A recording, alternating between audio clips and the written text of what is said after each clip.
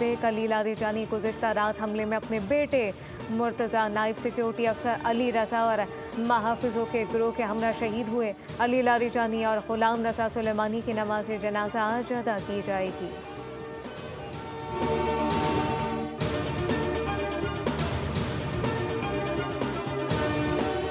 Larijani की शहादत का सख्त इंतकाम लिया जाएगा। ईरानी सदर मसूद पेशेकियान का ऐलान। अली लारीजानी को एक मुमताज़ और काबिल कदर शख्सियत करार देते हुए कहा कि उन्होंने इस्लामी जमहूरिया ईरान की ज़िंदगी भर मुख्तलिफ अहम ओहदों पर खिदमत अंजाम दी, मुल्क की तरक्की, कौमी पॉलिसी साजी में नुमाया किरदार अदा किया। ईरानी वज़ीर ख़ारजा ने अल जज़ीरा से गुफ्तगू में कहा कि ईरान का सियासी निज़ाम मजबूत है, आला रहनुमाओं की शहादत इसे हिला नहीं सकती। ईरान में ऐसा निज़ाम है जो इदारों पर कायम है। अब्बास इराक़ची ने कहा कि ईरान में सियासी, इक़्तिसादी, समाजी इदारे मुस्तहकम हैं, एक फ़र्द की मौजूदगी या गैर मौजूदगी मजबूत ढांचे को मुतासिर नहीं करती।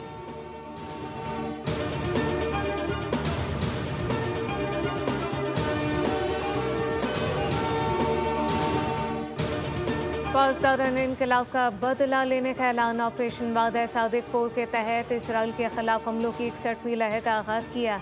अली लारीजानी की शहादत के बाद ईरान ने इसराइल पर मिसाइलों की बारिश कर दी।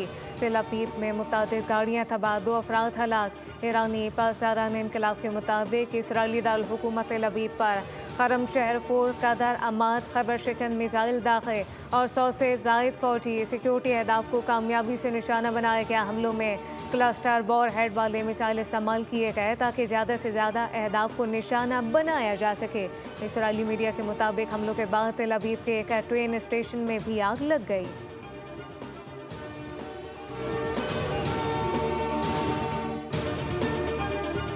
ईरान के ड्रोन और मिसाइल हमलों के बाद सूरत हाल पर सऊदी अरब ने इस्लामी ममालिक के वज़राए ख़ारजा का हंगामी इजलास तलब कर लिया।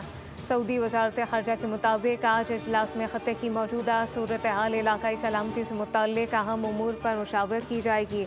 रुकन ममालिक को दरपेश चैलेंजेस, बाहिमी ताउन, ख़त्े में अमन व इस्तेहकाम के लिए मुश्तरका हिकमत अमली पर भी गौर होगा।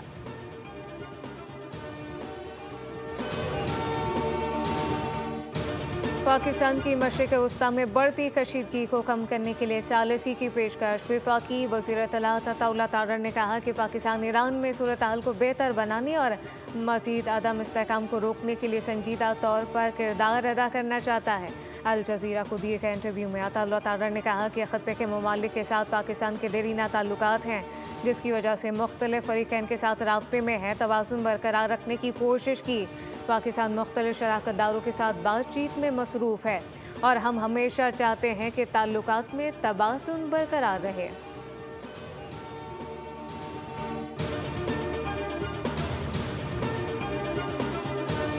अमेरिका और इसराइल के ईरान पर हमले जारी। तेहरान समेत मुत्तअदिद इलाकों में बमबारी। अमरीकी फ़ौज का अबनाए हरमस के करीब ईरानी मिसाइल साइट को निशाना बनाने का दावा। अमरीकी फ़ौज का कहना है उन्होंने अबनाए हरमस के साथ वाक़ ईरानी मिसाइल साइट पर ज़ेर ज़मीन बंकर तबाह करने की सलाहियत रखने वाले ताकतवर बमों के ज़रिए निशाना बनाया। उन मकामात पर मौजूद ईरानी एंटी शिप क्रूज़ मिसाइल अबनाए हरमस में बैनुल-अक़वामी बहरी आमदोरफ़्त के लिए ख़तरा बन रहे थे।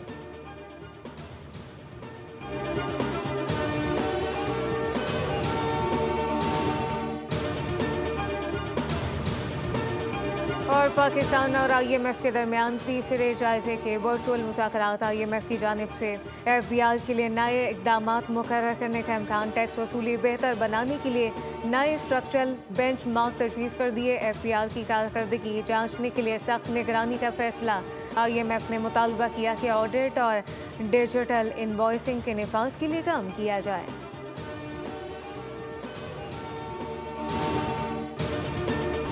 ज़मीर के खिलाफ जाकर ईरान जंग की हिमायत नहीं कर सकता। अमरीकी इंसदादे दहशतगर्दी इदारे के सरबराह मुस्तफ़ी हो गए। कहा कि ईरान में जारी जंग की हिमायत नहीं कर सकता।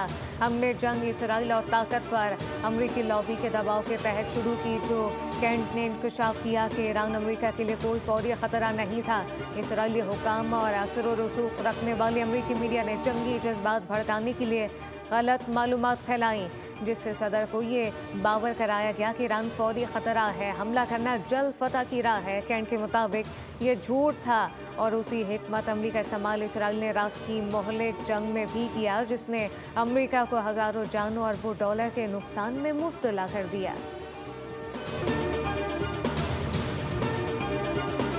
पाकिस्तान ने इंटरनेशनल एयरलाइन ने खलीजी ममालिक की सिक्योरिटी सूरत हाल के पेश नज़र 48 घंटों के लिए फुजैरा जाने वाली परवाज़ें मुअत्तल कर दी।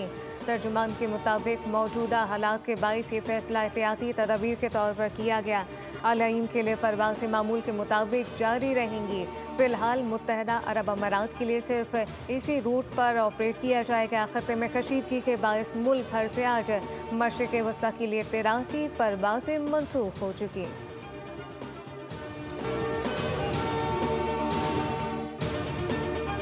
यौम पाकिस्तान परेड समेत 23 मार्च की तमाम तकरीबात मनसूख। सदर मुमलिकत आसिफ अली जरदारी ने असम्बली की मंजूरी दे दी। एलामिया के मुताबिक तकरीबात मनसूखी का फैसला खलीजी तेल बहरान और हुकूमत की किफ़ायत शारी पॉलिसी के पेश नज़र किया गया।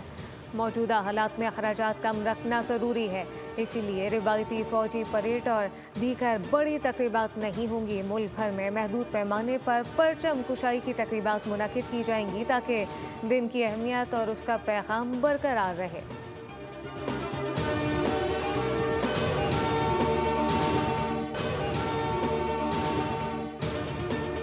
हम अपने शेड्यूल से बहुत आगे जा रहे हैं। अली लारिजानी की शहादत के बाद अमरीकी सदर का बयान कहा कि ईरान पर हमला ना करते तो अब तक एटमी हथियार बना चुका होता। हमने ईरान की फ़िज़ाइया नेवी को मुकम्मल तौर पर तबाह किया। वाइट हाउस में सहाफ़ियों से गुफ्तगू करते हुए डोनाल्ड ट्रंप ने कहा कि अमरीका जैसे ताकतवर मुल्क के सदर के तौर पर कहना चाहता हूँ कि हमें किसी की मदद की ज़रूरत नहीं है। नेटो अहमकाना गलती कर रहा है। नेटो को इस वक्त खत्ते में होना चाहिए था। फ्रांसीसी सदर की जानिब से अमनाए हरमस खुलवाने के ऑपरेशन में हिस्सा न लेने के बयान पर ट्रंप ने कहा कि मैक्रोन जल्द ओहदे से सुबुकदोश हो जाएंगे। ट्रंप ने दावा किया जापान, ऑस्ट्रेलिया, जनूबी कोरिया इस सूरत हाल से मुत्तफिक थे, लेकिन ज़रूरत के वक्त उन ममालिक ने अमरीका के लिए कुछ नहीं किया।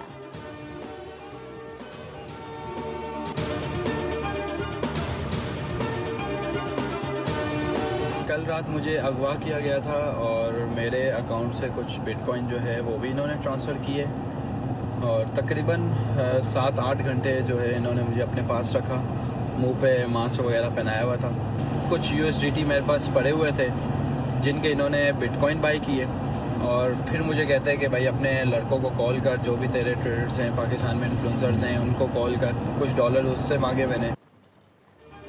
कराची में क्रिप्टो के ट्रेडर की short term kidnapping. Super highway पर डबल केबिन गाड़ी में सवार मुसल्लह अफराद ने रोका। $13,000 के बिटकॉइन अगवाकारों ने अपने अकाउंट में ट्रांसफ़र करवाए। 7 से 8 घंटे हाथ पैर बांध कर मुझे यरगमाल बनाए रखा। मारूफ क्रिप्टो ट्रेडर ने वाक़े का अहवाल बता दिया।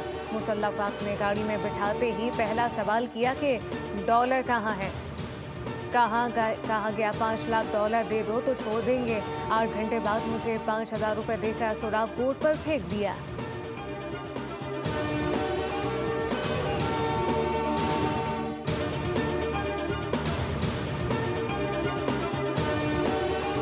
मरियम नवाज का ईद के मौके पर जायद किराया वसूली पर क्रैकडाउन का हुक्म।